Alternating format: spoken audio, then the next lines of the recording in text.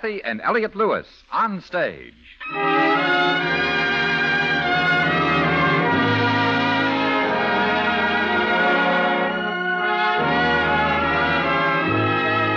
Cathy Lewis, Elliott Lewis, two of the most distinguished names in radio, appearing each week in their own theater, starring in a repertory of transcribed stories of their own and your choosing.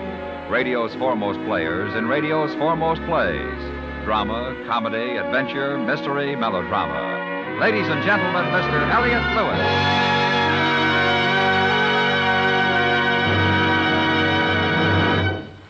Good evening.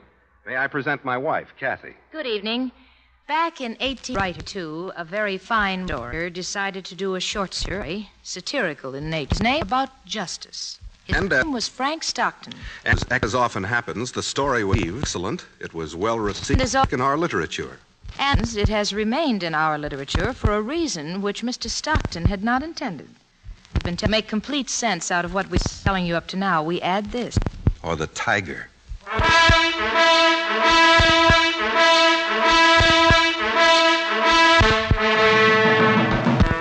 In the very olden king whose ideas, sharpened by the progressiveness of distant Latin, as became the half of his, which was barbaric. And he was a kind and great king in the true tradition of the very olden time. In keeping with tradition, too, he had a lovely young daughter, the Princess Miridana, who was the apple of his eye, and for whom he would do anything. Within reason, of course. Father. Yes, my daughter?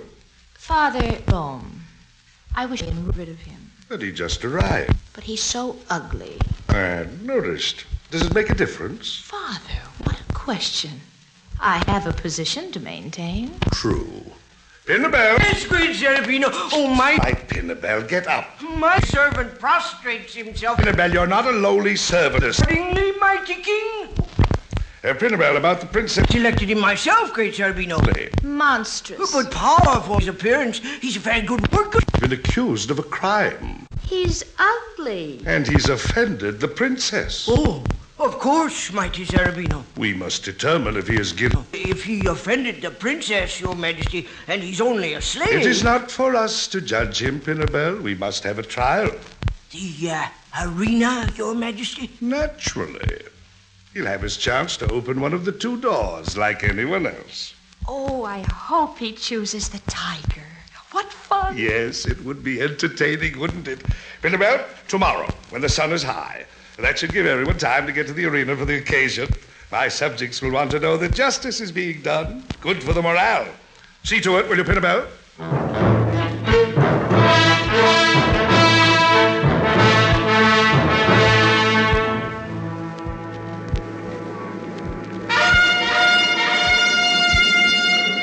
His Majesty, the powerful Zerbino.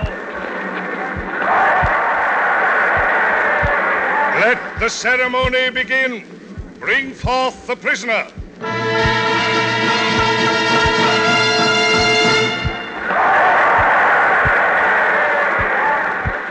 Your Majesty? Well, bring forth the prisoner, I said. Your Majesty, I am the prisoner, the slave Timonius. You are? Miridana, is this the fellow? Of course, Father. I thought you said he was ugly. Well, look at him. Isn't he? Well, it isn't for me to say, but we'll see. Prisoner, you have been accused of a crime for which you are now to be judged in the fair and impartial manner of our kingdom. Pinnabel, tell him the rules. Yes, your most powerful majesty. Prisoner, on the opposite side of the arena you see two doors, exactly alike and side by side. Each is heavily curtained with skins on the inside, so that it's impossible that any noise should come from within to inform you what fate lies on the other side. Behind one is a tiger, behind the other a beautiful maiden. At the king's signal, you will walk directly to one of the doors and open it, choosing either one you please. Should you open the door that will release the tiger, you will be eaten, and your guilt will be established. Should you open the other door, you will thereupon prove your innocence, and you will be immediately married to the lovely young girl who awaits you there. Isn't it exciting? I should say. never know if you're going to see a terrible slaughter or a gay wedding. I think today I'd prefer a wedding. Oh, Father. I suppose I'm just a sentimental old fool. Oh, look, Father. He can't make up his mind. Well, give him a chance. There. Look! The tiger! The tiger! Just as I suspected. Guilty. That terrible man. Got just what was coming to him. Have to protect our people, you know. Oh, Father, you're so kind. Always thinking of your subjects. And so must you, my daughter. Remember, they're your people, too. My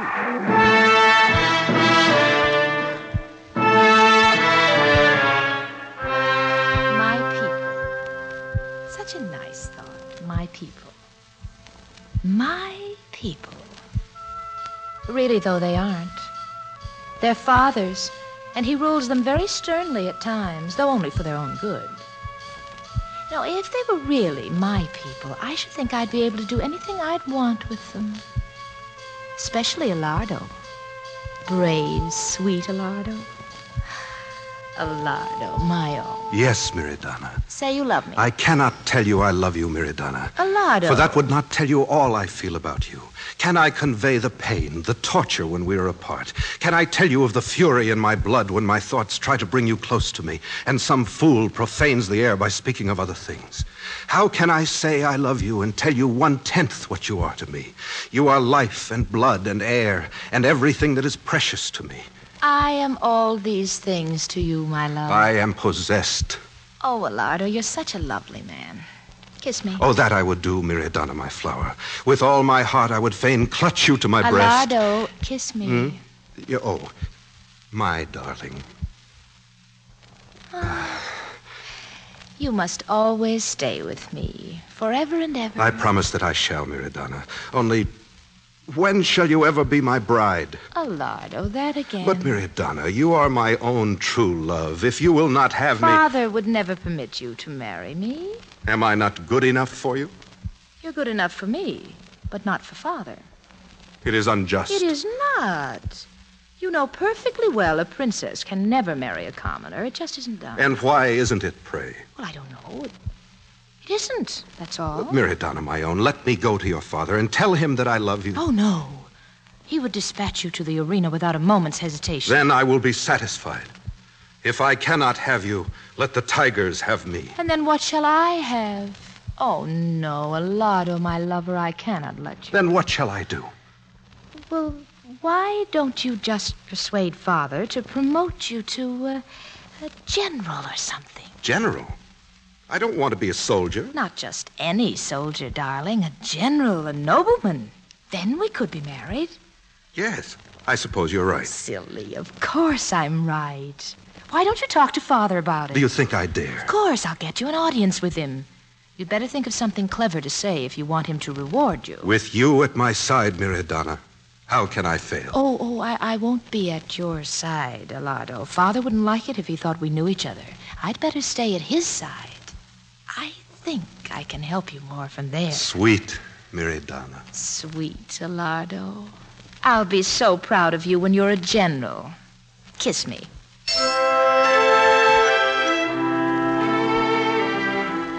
There is really nothing so difficult in exercising one's powers of persuasion on a barbaric king like Zerbino. Like others of his class, he's greatly given to self-communing. When he and himself are agreed upon anything, the thing is done. When every member of his domestic and political systems moves smoothly in its appointed course, his nature is bland and genial. But whenever there is a little hitch, and some of his orbs get out of their orbits, he is blander and more genial still, for nothing pleases him so much as to make the crooked straight and crush down uneven places. And so all that remains for me is to create some uneven place and point out a way to smooth it over. And with success, I may yet become a general and consort to the lovely Miridana. This youth before us, what did you say his name was, Miridana? Alardo, Father. Your most humble subject, Your Majesty. Yes, Alardo. Pinabel, make arrangements to send him to the arena. To the arena, Your Majesty? To the arena, most merciful king? To the arena. Father. Whatever for? He's presumptuous, that's whatever for. Coming in here, telling me how they do things in Rome. What's Rome got that we haven't got? Our arena's bigger and better than anything they ever had. Well, true, Your Majesty, but is it civilized? Well, it's just as civilized as the one in Rome. Well, perhaps it's a bad choice of words, Your Majesty. After all, what is civilization? What is civilization? Oh, yes, Your Majesty. Well, that's an impertinent question if I ever heard one. Annabelle, tell him. Me, Your Majesty? Yes, go ahead. Tell this impertinent young upstart.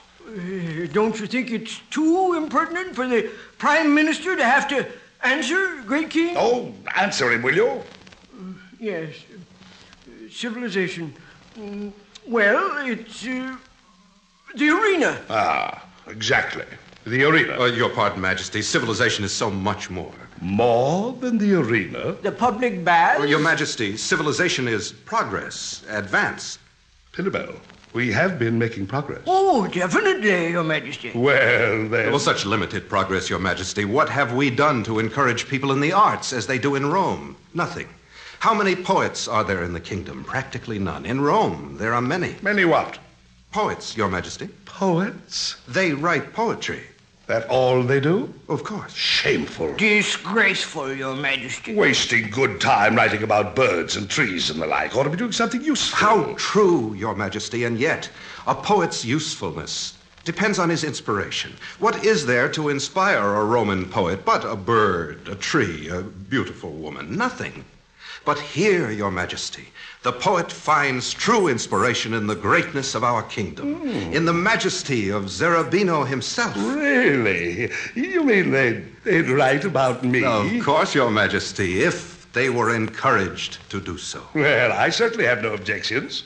Do you, Pinnabel? Oh, I myself would consider it a great achievement to honor the mighty Zerbino in poetic phrases, Your Majesty. Yes, we should encourage young men to follow this pursuit. By all means, Your Majesty. I'll do it.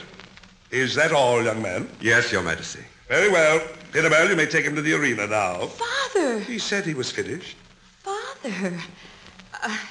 He should be rewarded, not put on trial for his life. You really think so? Of course. It was his idea, you know. Oh, I wouldn't say that. I thought he was very clever. Well, see here, young lady, just why are you showing so much interest in him? Fair is fair, Father. Perhaps you're right. What shall we give him? Money? Perhaps a post in the army, Father. Good idea. A general, perhaps. No, far too young. A captain. Yes, that's it. Pinnabel, see to it, make him a captain. A captain? Pinnabel, see if you can place him in a unit that's ready to march. March? Where? Oh, they must be fighting someplace or other. Get you some good combat experience. That's the way to get ahead in the army. Well, I don't really want to. Oh, that's all right, my boy. You've earned it. Just shows what you can do by using your head.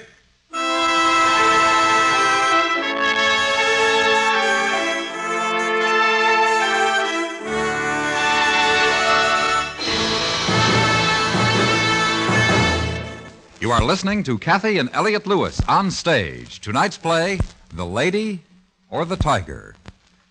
This Sunday night, hear Ann Baxter heading the cast of The Plow and the Candle on your Playhouse of Stars. On the same evening, you'll be waiting for Lionel Barrymore's Hall of Fame Playhouse on most of these same stations.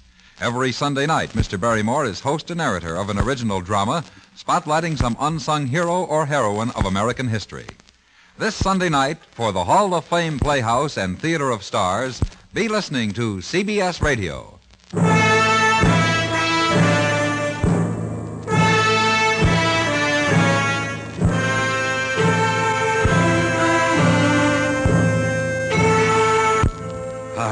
Cruel I, to dream, leave on a year long, a captain of destiny, no general I, to dream paradise and awaken a captain in the army, to fight in the army, to leave on a year-long expedition, true love, the beautiful princess that takes me from my own Miradonna. But at last, in her garden by the light of the moon, there she stands, silhouetted against the evening sky. Oh, my Miradonna, how I have longed for this moment. Psst. Oh, what? Psst. Who is that? It is I, Alardo. Alardo? Oh, Miradonna, How I've waited for this moment to hold you in my arms like this, to press your lips to mine. Oh, my darling, again and again. Oh, gladly, Alardo. Who's there? What is this? We are discovered. Well, it is only my mistress, Miradana. Miradana? Yes, Miradana. Is this how I find you on your return from the wars? Miradana, you? Yes, I. Then who is this in my arms? Well, it is I, Flora Lee. Fleur-de-lis. You prefer making love to my lady-in-waiting? Well, I thought it was you, Miradana, my love. How can you be so cruel as to call me your love with that woman in your arms? Oh, I didn't notice. Come over here in the moonlight, you deceiving wench. Why, I did nothing to deceive you, Alardo. You kissed me, did you not? Well, you kissed me, did you not? Well, that's different. I couldn't tell who you were in the dark. I thought you were Miradana. I wonder. I knew who you were. Enough. Oh, Miradana, I swear... Well, do you find me no longer attractive, sweet Alardo? Well, you're very pretty, of course. Alardo. But you are not my Miradana, the fairest flower of our land, the dream of my heart for these long months away. You, Fleur-de-lis, back to my bedchamber. Yes, my princess. Goodbye, Alardo. Alardo, how could you? I swear, my love, I did not know. I saw only the shadow of a girl in the moonlight, and my heart was pounding so with the thought of holding you once more in my arms. How was I to know it was another? She did not seem to be struggling to get away from you. No, she didn't struggle, did she? I wonder why not. Perhaps you did know it was Fleur-de-lis and not I. Oh, Miradana. Did you enjoy the kiss? Of course not. How could I? You thought you were kissing me and did not enjoy it? Well, that is, I was deceived by her. I could tell in an instant, though, that something was amiss, that those lips were not Miradana's lips. And the second time you kissed her, was that to make certain they were not my lips? Second time? I don't think you love me anymore. Say not so, Miradana. I love you more now than ever before. I shall always love you. And ever more and more. It isn't fair that you kissed Fleur-de-lis before you kissed me. I don't like her. Or try to forgive her, my love. It wasn't entirely her fault. Yes, it was. She's always had an eye out for you. Really? Detestable creature. She's trying to steal you away from me, that's what. Well. But she'll never get you. Never. Oh, of course not, Miradana. Never. You're mine. And nothing will ever come between us again. You don't say. Who goes there? Who stalks in the king's garden? Only the king. Well, Alardo, isn't it? Your Majesty. Father, how long have you been here? Long enough. I presume you both know that this love affair is not happily conceived. But, Father, it's nothing. Really, there's no need for you to be upset. Oh, but there is. You see that, don't you, Alardo? Your Majesty, I love your daughter and she loves me. Why can't we be married? Because she is a princess and you are not a prince. I think that covers the situation. Almost. Father, no. My child, I have a duty to my people. This sort of thing just isn't done. No, I'm afraid he'll have to go to prison. Not prison. Only temporarily. Until the arena is ready. Oh, no, Father. Your Majesty. Well, after all, we must have a trial, mustn't we? A trial for what, Your Majesty? Why, to determine whether you're guilty of loving my daughter. But I confess, I love your daughter. I need no trial to tell me yes or no. Now, see here, Alardo, you know the law. You're not judged until you go to the arena and open the door. You're only guilty if a tiger comes out to devour you. And if not a tiger, Your Majesty, shall I be permitted to marry your daughter? Nonsense. You'll marry whomever walks out of that door. If you're lucky enough to open the right one. Well, it's unjust. It's unfair. What could be more just than that you should decide your own fate? Bear in mind, Alardo, I have no part in this decision. I leave it to impartial, uncorruptible chance. Guards throw him into prison.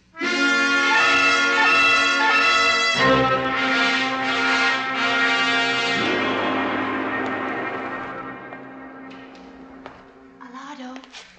Whose voice is that? What demon is this that tricks me at such a moment into hearing my lover's voice? Alardo, come to the door. Miradana, can it be? It is, oh my princess, to see you once again, to feel your soft touch, even through these iron bars. Hush, hush, sweet Alardo. I have only a moment. Eternity is but a moment with you, my love. Oh, Alardo, you are so brave and fine. Miradana, do not distress yourself for me. Few men are so lucky as I that they have even beheld your beauty in their lifetime. Oh, brave Alardo, sweet Alardo, handsome Alardo. I cannot let you die. You will not. What can you do? The king has decreed I shall go to the arena. You cannot change your father's mind. No, that I cannot do. But I shall discover which door of the arena hides the tiger and which the maiden they have selected for your marriage. You can do this? I can. Watch me when you enter the arena. I shall signal with my hand so that none but you will see. You would rather lose my love than see me die? Yes. Oh, yes. Oh, Miriadana. But to live without you, I would rather meet the tiger. Oh, Alardo, you're so brave. If that is what you wish. But of course, I should try to carry on, shouldn't I? Yes, I suppose you should. It will be better that you marry another maiden and live. I cannot bear to see you die. For your sake, then. I must go. Watch for my signal, Alardo. Watch for it. Yes. Goodbye, my love. Goodbye.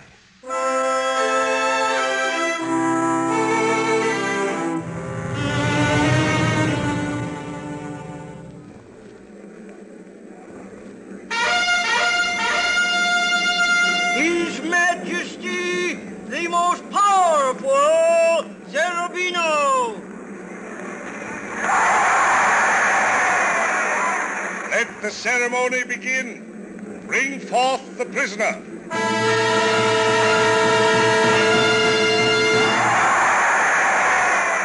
Your Majesty, I am ready.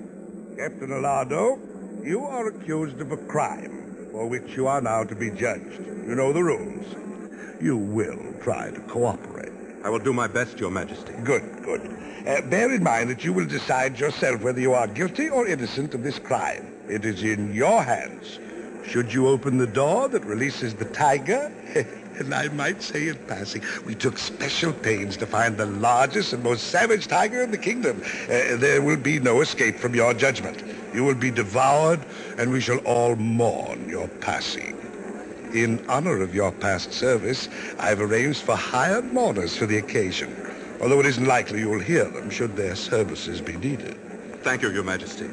It is most gracious of you. But should you open the other door, the perfect fairness of our justice will become obvious to you, for there you will find a beautiful maiden, the most suitable to your age and estate in all the land.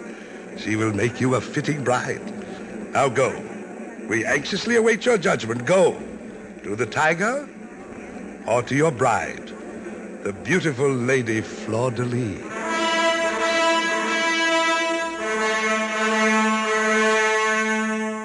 Lady Fleur-de-Lis. My lady in waiting. No, it cannot be. That she-wolf who has always coveted his love, who's tried to take him away from me. Oh, how I hate her. And now am I to send him straight into her arms? Is this the price I must pay for saving his life? To give him to the one woman I hate most in this world? Better for him to die at once, to go and wait for me in the blessed regions of futurity. No, oh no, that awful tiger, those shrieks, the blood. I cannot let him die, but I cannot give him to her, not to that wretched woman. What shall I do?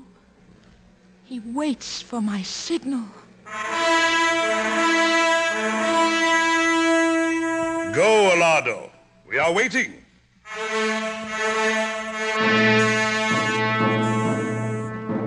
The Lady Fleur-de-Lis. She will make a lovely bride, second in beauty only to Miriadana herself. And how Miriadana hates her. She is jealous even of the few moments I spent in the garden with Fleur-de-Lis. Ah, she signals. The door to my right. To my right. This is the one she wishes me to open. The door to my right. This is the one I shall open. What is behind it? My destruction? Or Fleur-de-Lis, my bride, whom you, Miriadana, hate among all people? The door to my right. The lady or the tiger?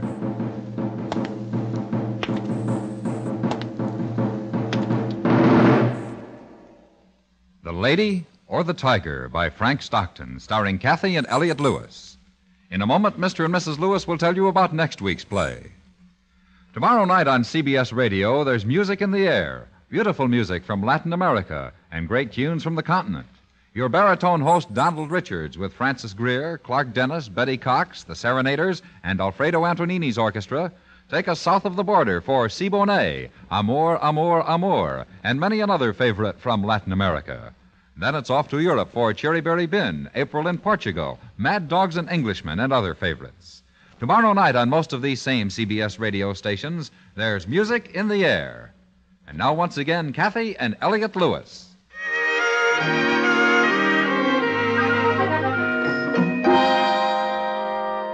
And so Frank Stockton wrote a satire, and it lived and became famous as one of the most frustrating experiences in literature.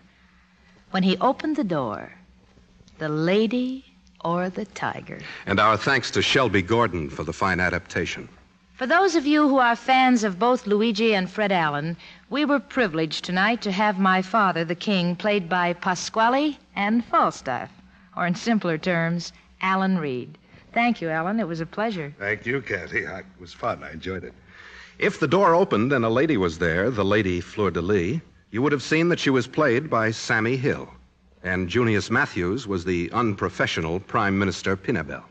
A few weeks ago, we did a lovely story, Call Me a Cab, which many of you told us you liked. And so we asked Shirley Gordon, its authoress... And no relation to Shelby Gordon, who adapted tonight's story. ...to write another radio play for us. She did.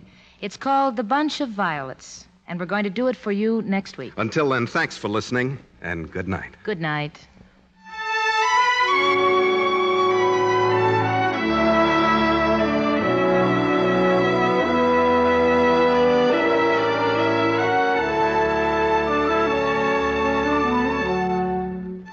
Music for tonight's story was composed by Fred Steiner and conducted by Lud Gluskin. The Cathy and Elliott theme is by Ray Noble, and the program is transcribed and directed by Mr. Lewis. George Walsh speaking.